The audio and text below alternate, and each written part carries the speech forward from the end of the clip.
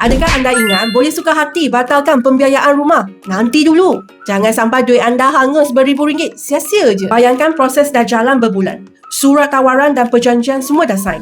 Tiba-tiba rasa nak batalkan sebab tukar fikiran. Kalau anda batalkan sekarang, yuran guaman dan penilaian tetap kena bayar sebab kerja mereka dah berjalan. Bank pun mungkin kenakan penalti.